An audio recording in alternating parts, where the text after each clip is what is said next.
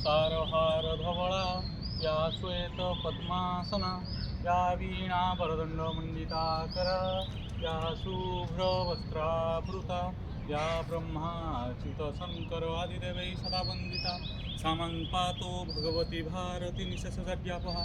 बंधुओं, दोस्तों, माँ वाग्देवी वीणावादिनी माँ सरस्वती का आश्रय स्थल, माँ सरस्वती का मंदिर, विद्या का मंदिर, IIT Delhi, Indian institute of technology Delhi, Bharat का प्रीमियर इंस्टीट्यूशन में भी एक है।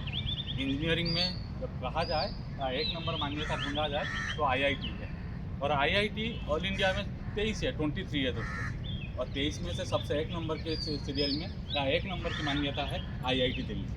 1950 में जब IIT शुरू किया गया था तब से इतना IIT नहीं था, 4 IIT था। नलिनी सरकार या नलिनी शंकर सरकार ने ये शुरू किए थे। पहला IIT के रूप में IIT खड़गपुर से शुरू हुआ था, जो कोई कैंटोनमेंट से या हिजली कैंटोनमेंट से शुरू हुआ था। और शुरू होते होते पहले IIT खड़गपुर, फिर IIT का चलते हुए बढ़ते सफ़र में चलते हुए आज 23 IIT है। इसके चलते हुए या इसी रास्ते में हम देखे जाएं तो हमारा भूतपूर्व प्रधानमंत्री अटल बिहारी वाजपेयी का उद्यम प्रशंसनीय है। उन्होंने ही शुरू किए थे, उन्हीं के उद्यम से IIT का संख्या बढ़ा था। 4 में से लेके आज 23 का है। 300 एकड़ के ज़मीन में फैला हुआ ये IIT दिल्ली आज प्रीमियर इंस्टीट्यूट में एक है। दोस्तों, आज IIT इसका फॉरेन में या अब्रोड का तांजानिया में भी IIT स्थापन होने को जा रहा है। और वही IIT आज IIT दिल्ली में आज आए हैं।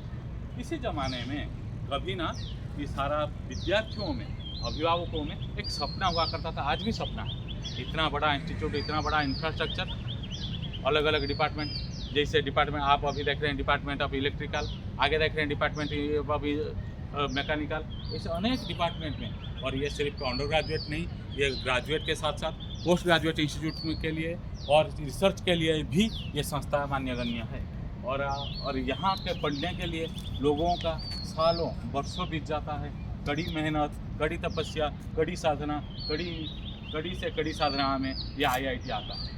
1900 और ये IIT का इतिहास और वर्तमान को देखा जाए, उसके ऊपर अनुध्यान किया जाए तो ये जब शुरू हुआ था 1950 में, और ये IIT दिल्ली 1961 में शुरू हुआ था। और ये ex officio chairman education minister, Bharat की शिक्षा मंत्री, इनका एक्स ऑफिशियो चेयरमैन वो होते हैं। और सारे IIT जितने IIT है सारे ऑटोनोमस बॉडी हैं, सब अपने आप स्वयं चालित है, स्वयं शासित है। और वो स्वयं चालित सारे IITों में एक काउंसिल होता है, उसको IIT काउंसिल कहते हैं। और वो IIT का काउंसिल का जो चेयरमैन होते हैं वो राष्ट्रपति होते हैं।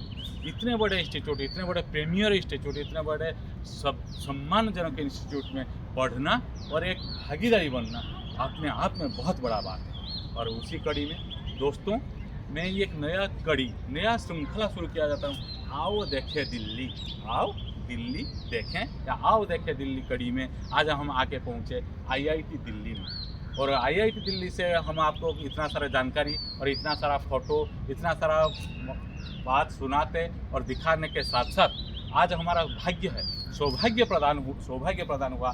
मैं यहाँ पे एक ऐसे पिताजी के साथ आया, कहने को मेरे दोस्त है, भाई है, साथी है, कलीग है, लेकिन वो ऐसे भाग्यवान पिता है जिनका बेटे भी IIT दिल्ली में अध्ययनरत है। अब उनके वो सफ़र में तो मैं जानता हूँ, बहुत करीब से देखा हूँ, करीब से जानता हूँ, लेकिन उनको ज़्यादा नहीं, बस सिर्फ 1 या 2 प्रश्न पूछ के मैंने आपको उनसे रूबरू कराना चाहता हूँ। ये है हमारा जयप्रकाश जी, जिनके बेटे केमिकल इंजीनियरिंग लिंकन सिंह है। हम उनको अभी एक ही प्रश्न पूछेंगे या 2 प्रश्न पूछेंगे।